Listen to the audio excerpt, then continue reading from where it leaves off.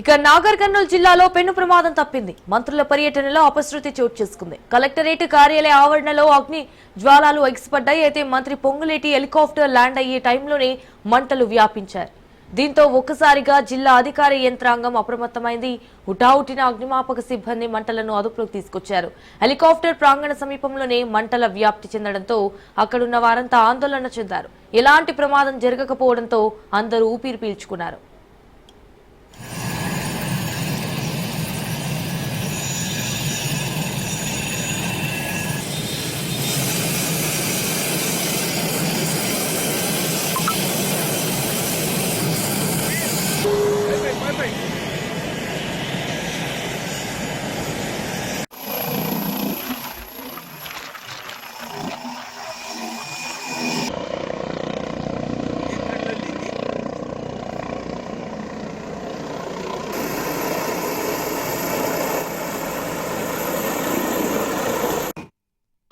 ఇక నాగర్ కర్నూలు జిల్లాలో పెను ప్రమాదం తప్పింది. మంత్రుల పర్యటనలో అపశృతి చోటు చేసుకుంది.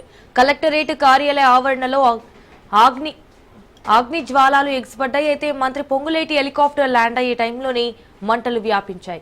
దీంతో ఒక్కసారిగా జిల్లా అధికార యంత్రాంగం అప్రమత్తమైంది. అయితే హుటాహుటిన అగ్నిమాపక సిబ్బంది మంటలను అదుపులోకి తీసుకొచ్చారు. హెలికాప్టర్ ప్రాంగణ సమీపంలోనే మంటల వ్యాప్తి చెందడంతో అక్కడున్న వారంతా ఆందోళన చెందారు. ఎలాంటి ప్రమాదం జరగకపోవడంతో అందరూ ఊపిరి పీల్చుకున్నారు.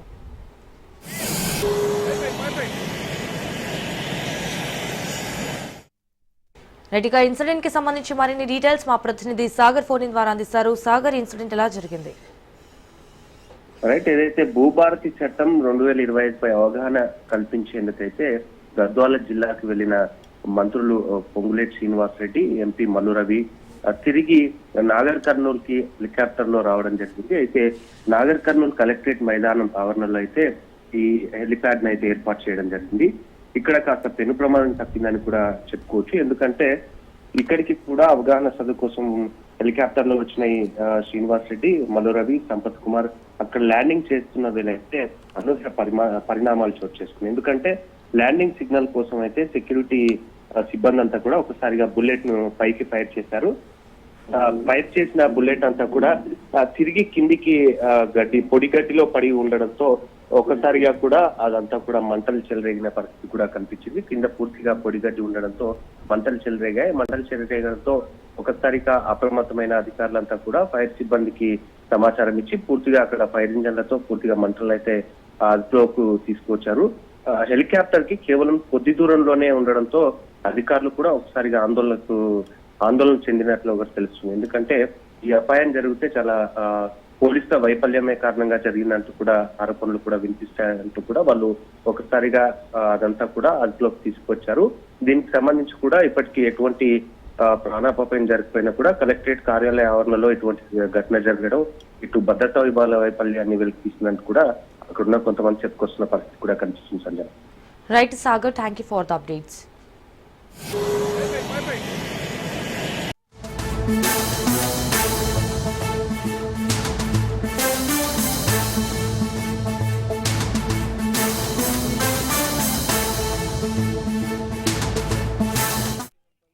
రాష్ట్రంలో త్వరలో ఉప ఎన్నికలు రావడం ఖాయమన్నారు బీఆర్ఎస్ వర్కింగ్ ప్రెసిడెంట్ కేటీఆర్. 4 నియోజకవర్గాల్లో ఉప ఎన్నికలు జరుగుతాయన్నారు.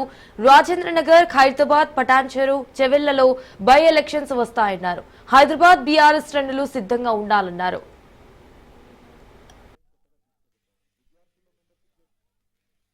చూస్తుంటేనే 16-17 నెలలు వెళ్ళిపోయింది. ఇక మళ్ళీ మీ జిహెచ్ఎంసీలో వచ్చిందంటే మీరు అలానే పడిపోతారు. మళ్ళీ 6 నెలలు అట్లే పోతుంది. మధ్యలో కూడా ఉప ఎన్నికలు వస్తాయి తప్పకుండా. రాజేంద్ర నగర్, షేర్లింగంపల్లి, చేవెళ్ళ, అట్లాగే ఖైరతాబాద్ అవి కూడా కొట్లాడదాం. దాంతో పాటు మనకు చాలా పెద్ద పని ఉంది. కొద్దిగా నిజంగా కూడా 10 ఏళ్ళు నేను కూడా ప్రభుత్వంలో పడి పార్టీ వర్కింగ్ ప్రెసిడెంట్ గా ఉన్నా. నేను పార్టీ నిర్మాణాన్ని పెద్దగా దృష్టి పెట్టలేదు. ఇప్పుడు మీ అందరికి మాటిస్తున్నా, ఈ సభ అయిపోయిన తెల్లారి నుంచో మరునాడు నుంచో పార్టీ నుంచి ఒక మెసేజ్ మీ అందరికి వస్తుంది. మనం మెంబర్షిప్ డ్రైవ్ కొత్తగా తీసుకోబోతా ఉన్నాం. విద్యార్థుల్లో మెంబర్షిప్ చేద్దాం, అట్లాగే బయట కార్యకర్తల మెంబర్షిప్ చేద్దాం, డిజిటల్ మెంబర్షిప్ చేద్దాం. ఈసారి పుస్తకాలు ఉన్నాయి, యాప్ ఉంటది, దాని పద్ధతుల్లో ప్రతి నియోజకవర్గంలో, ప్రతి డివిజన్ లో, ప్రతి బస్తీలో, ప్రతి గల్లీలో బ్రహ్మాండంగా మెంబర్షిప్ కార్యక్రమం చేసుకుందాం. మెంబర్షిప్ అయినాక మే నుంచి మొదలైతది, మే నుంచి జూన్ జూలై దాకా మెంబర్షిప్ నడుస్తుంది. అటెన్క కమిటీలు వేసుకుంటాం. ఎక్కడెక్కడైతే అక్కడో ఇక్కడో కొంతమంది కార్పొరేటర్లు పోయిండ్రు, కొంతమంది ఎమ్మెల్యేలు పోయిండ్రు. మరి ఆడ పార్టీ నిర్మాణం చేసుకోవాలి, ఎందుకంటే వ్యక్తుల చుట్టూ కాదు, మనం పటిష్టంగా వ్యవస్థ నిర్మాణం చేసుకోవాలి. కాబట్టి తప్పకుండా గట్టిగా కింది నుంచి బూత్ కమిటీ నుంచి మొదలు పెడితే, డివిజన్ కమిటీ నుంచి మొదలు పెడితే, మరి జిల్లా కమిటీ, రాష్ట్ర కమిటీ దాకా బ్రహ్మాండంగా పటిష్టంగా సెప్టెంబర్ లోపలనే, ఆగస్టు సెప్టెంబర్ లోపలనే నిర్మాణం చేసుకుంటాం. అక్టోబర్ లో మన పార్టీ రాష్ట్ర అధ్యక్ష ఎంపిక ఉంటుంది. ఎవ్రీ 4 years మన పార్టీ, ఎందుకంటే కింది నుంచి కమిటీల నిర్మాణం అయినాకనే స్టేట్ ప్రెసిడెంట్ ఎలక్షన్ ఉంటుంది. అది అక్టోబర్ లో ఉంటుంది. అయిపోగానే మనము అటు మేడ్చల్ జిల్లాకి మేడ్చల్ జిల్లా, వికారాబాద్ జిల్లాకి వికారాబాద్ జిల్లా పార్టీ ఆఫీస్ ఉంది, రంగారెడ్డి జిల్లాకి రంగారెడ్డి జిల్లా పార్టీ ఆఫీస్ ఉంది, హైదరాబాద్ కేంద్ర కార్యాలయం ఉంది, మన పార్టీ ఆఫీస్ కూడా కట్టేది ఉన్నది. 4 చోట్ల ఏ కాన్స్టిట్యున్సీకి ఆ కాన్స్టిట్యున్సీ ట్రైనింగ్ కార్యక్రమాలు ఉంటాయి. అంటే ఎక్కువ మంది కూడా అవసరం లేదు. ప్రతి కాన్స్టిట్యున్సీ నుంచి ఒక 500 నుంచి 1000 మంది ట్రైనింగ్ శిక్షణా శిబిరం 2 రోజుల, 1 రోజు డిసైడ్ చేద్దాం. చూస్తుంటేనే 16-17 నెలలు వెళ్ళిపోయింది. ఇక మళ్ళీ మీ జిహెచ్ఎంసీలో వచ్చిందా అంటే మీరు అలానే పడిపోతారు. మళ్ళీ 6 నెలలు అట్లే పోతుంది. మధ్యలో కూడా ఉప ఎన్నికలు వస్తాయి. తప్పకుండా రాజేంద్ర నగర్, షేర్లింగంపల్లి, చేవెల్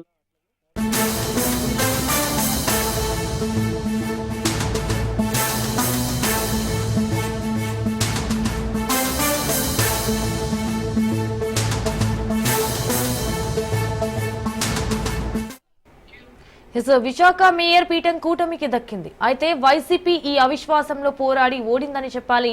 మాజీ మంత్రి బొత్స సత్యనారాయణ కూటమికి చెమటలు పట్టించారు.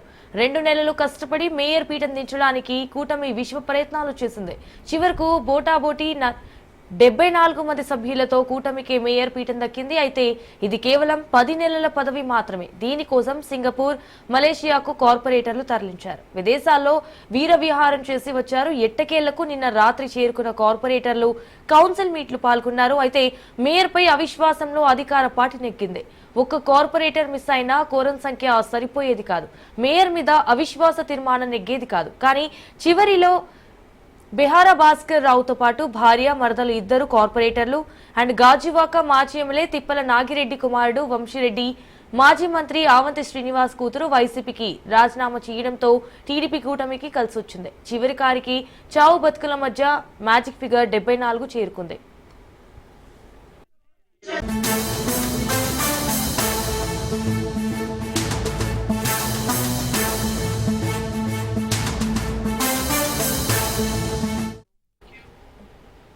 ఇక విశాఖ మేయర్ పీఠం ఎన్నికపై వైసీపీ నేతలు విమర్శలు గుప్పించారు. మేయర్ పై అవిశ్వాసం పెట్టినప్పుడే కూటమికి బలం లేదన్నారు వైసీపీ. అయితే మ్యాజిక్ ఫిగర్ కోసం చంద్రబాబు కుళ్ళు రాజకీయాలకు చేశారన్నారు. ధర్మం, న్యాయం అనే కూటమి నేతలకు చెప్పే లేదన్నారు.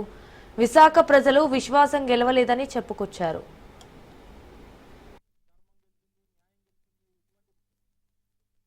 మా మేయర్గా ఉన్నటువంటి హరివెంకట కుమారి గారి మీద అవిశ్వాస తీర్మానానికి లేఖనిచ్చినప్పుడు వారికి కావాల్సినటువంటి బలం ఏదైతే ఈ 74 మంది సభ్యుల తాలూకా సంఖ్య వారికి ఏదైతే అవసరం ఉందో ఆ బలం లేకుండానే వారు లేఖనిచ్చినటువంటి విషయం మీ అందరికీ తెలుసు.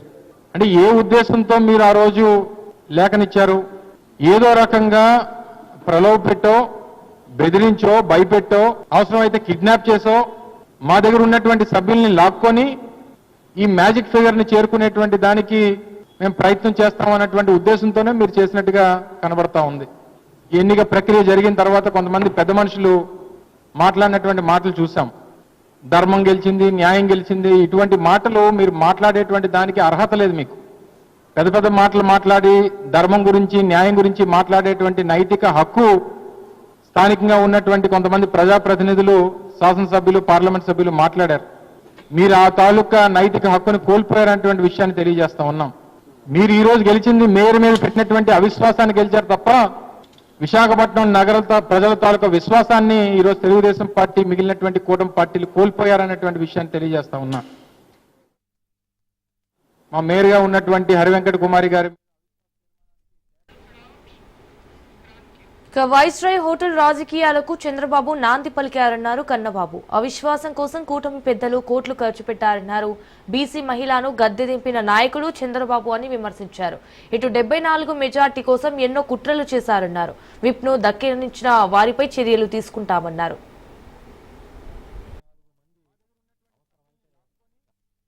రెండు నెలల నుంచి అడ్డదారుల్లో కేవలం కుట్రల్ని, కుతంత్రాలని నమ్ముకుని విశాఖపట్నం మేయర్ స్థానాన్ని కైవసం చేసుకోవాలని తెలుగుదేశం దాని అనుబంధ పార్టీలు కూటమి పార్టీలు అన్ని కలిపి చేస్తున్న కుట్రల్ని మనం అందరం చూస్తున్నాం. ఈరోజు ఈ అవిశ్వాస తీర్మానం 74 మంది అవసరమైతే 74 మంది సభ్యులతో మ్యాజిక్ ఫిగర్ ని చేరుకుని గెలుచుకోగలిగామని కూటమి సంబరం పడుతూ ఉంది. చావు బతుకుల మధ్య మ్యాజిక్ ఫిగర్ చేరుకున్నారు. ఇన్నాళ్ళకి అన్ని శక్తుల్ని మోహరింపజేసి అన్ని కుట్రలకి తెరదీసి విపరీతంగా డబ్బులు ఖర్చు పెట్టి విశాఖ మేయర్ స్థానాన్ని అవిశ్వాస తీర్మానంలో గెలుచుకునేందుకు కష్టపడ్డారు.